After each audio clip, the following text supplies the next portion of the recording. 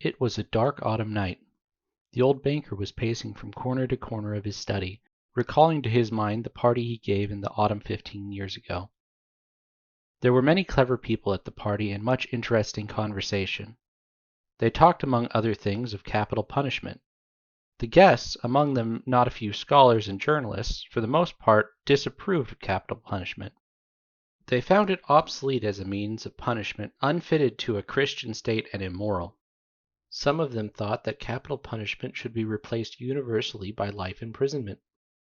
"I don't agree with you," said the host. "I myself have experienced neither capital punishment nor life imprisonment, but if one of my judge a priori, then in my opinion capital punishment is more moral and more humane than imprisonment.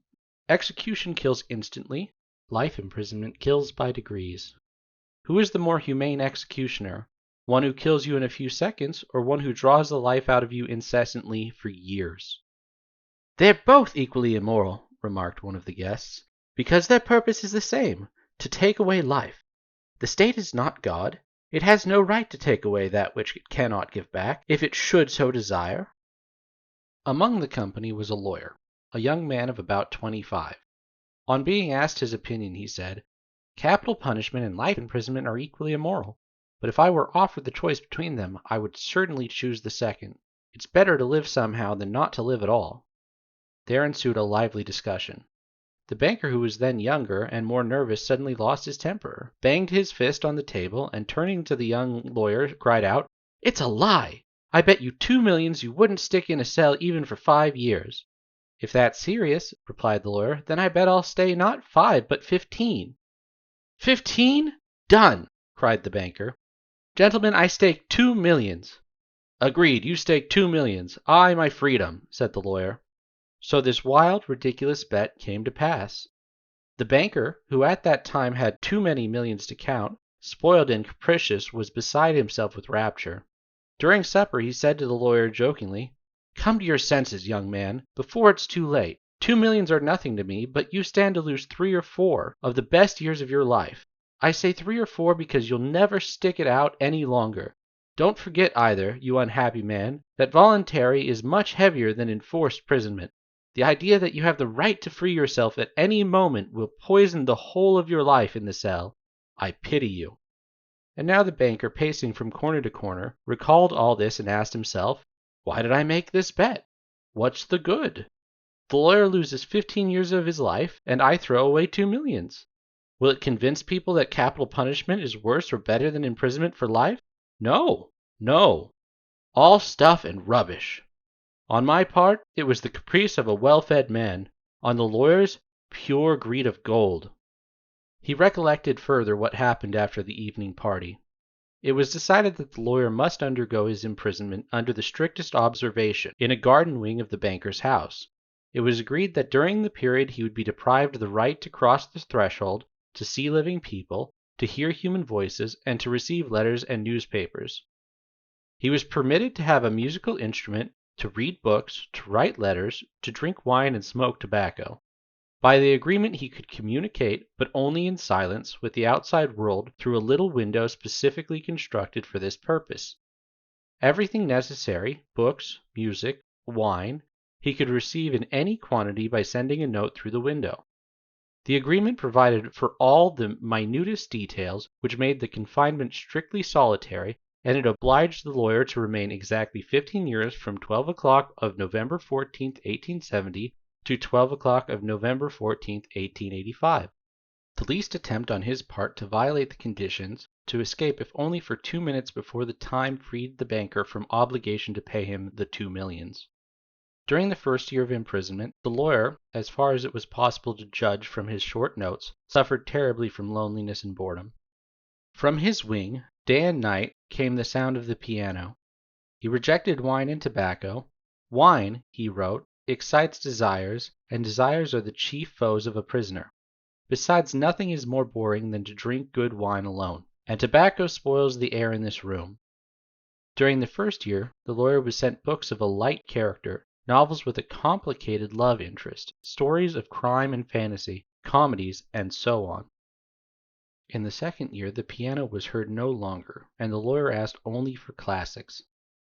In the 5th year, music was heard again, and the prisoner asked for wine.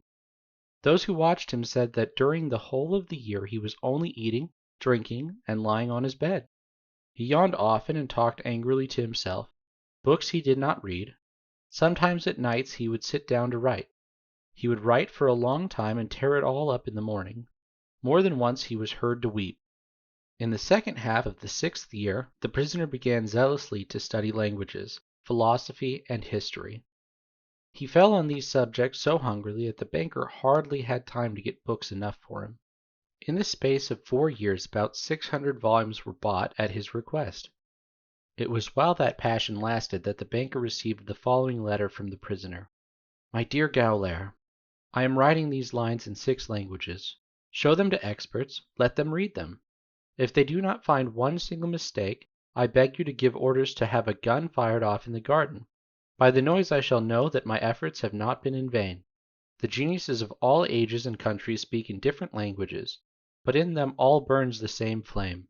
Oh, if you knew my heavenly happiness now that I can understand them. The prisoner's desires were fulfilled. 2 shots were fired in the garden by the banker's order. Later on, after the 10th year, the lawyer sat immovable before his table and read only the New Testament. The banker found it strange that a man who in 4 years had mastered 600 erudite volumes should have spent nearly a year in reading one book, easy to understand and by no means thick. The New Testament was then replaced by the history of religions and theology. During the last 2 years of his confinement, the prisoner read an extraordinary amount, quite haphazard. Now he would apply himself to the natural sciences, then would read Byron or Shakespeare. Notes used to come from him in which he asked to be sent the same time a book on chemistry, a textbook of medicine, a novel, and some treatise on philosophy or theology. He read as though he were swimming in the sea among the broken pieces of wreckage, and in his desire to save his life was eagerly grasping one piece after another. The banker recalled all this and thought, Tomorrow at 12 o'clock he receives his freedom.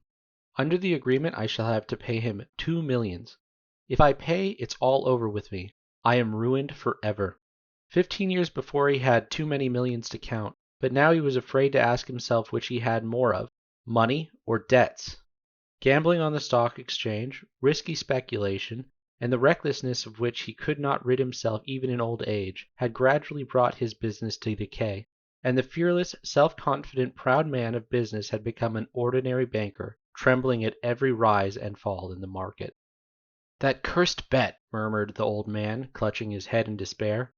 Why didn't the man die? He's only 40 years old. He will take away my last farthing, marry, enjoy life, gamble on the exchange, and I will look on, an envious beggar, and hear the same words from him every day. I'm obliged to you for the happiness of my life. Let me help you. No, it's too much.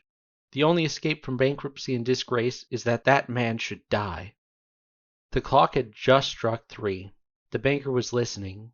In Ike House everyone was asleep, and one could hear only the frozen trees whining outside the windows. Trying to make no sound, he took out of his safe the key of the door which had not been opened for 15 years, put on his overcoat, and went out of the house. The garden was dark and cold. It was raining. A keen damp wind hovered howling over all the garden and gave the trees no rest. Though he strained his eyes, the banker could see neither the ground, nor the white statues, nor garden wing, nor the trees. Approaching the place where the garden wing stood, he called the watchman twice. There was no answer. Evidently the watchman had taken shelter from the bad weather and was now asleep somewhere in the kitchen or the greenhouse. If I have the courage to fulfill my intention, thought the old man, the suspicion will fall on the watchman first of all.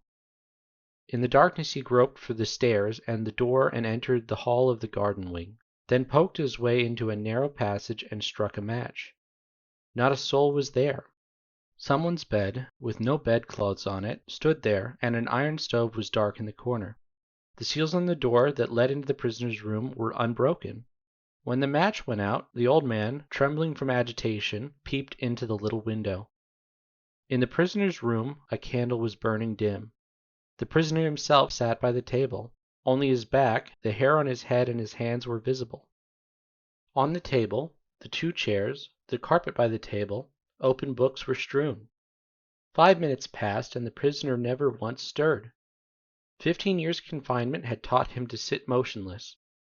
The banker tapped on the window with his finger, but the prisoner gave no movement in reply. Then the banker cautiously tore the seals from the door and put the key into the lock. The rusty lock gave a hoarse groan, and the door creaked. The banker expected instantly to hear a cry of surprise and the sound of steps. 3 minutes passed, and it was as quiet behind the door as it had been before. He made up his mind to enter. Before the table sat a man, unlike an ordinary human being. It was a skeleton, with tight-drawn skin, with a woman's long curly hair and a shaggy beard.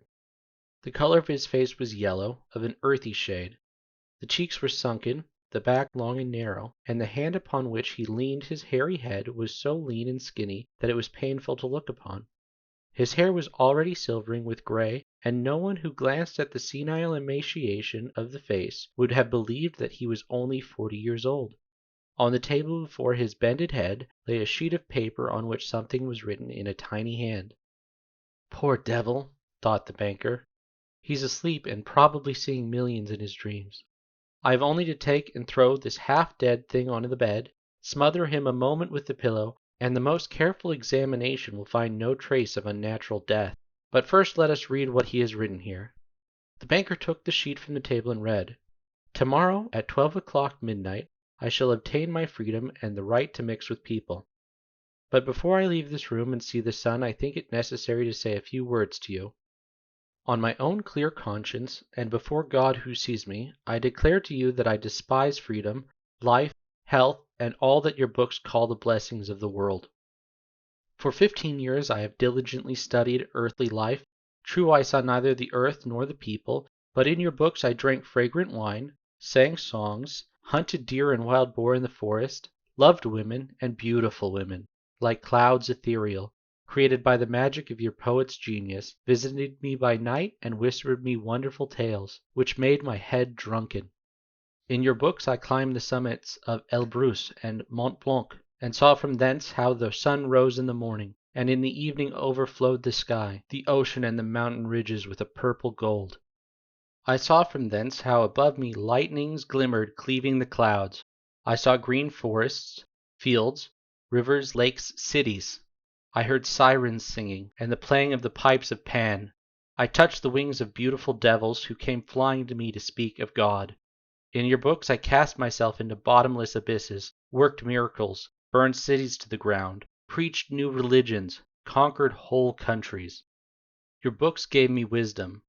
All that unwearying human thought created in the centuries is compressed to a little lump in my skull. I know that I am more clever than you all, and I despise your books, despise all worldly blessings and wisdom. Everything is void, frail, visionary, and delusive, like a mirage.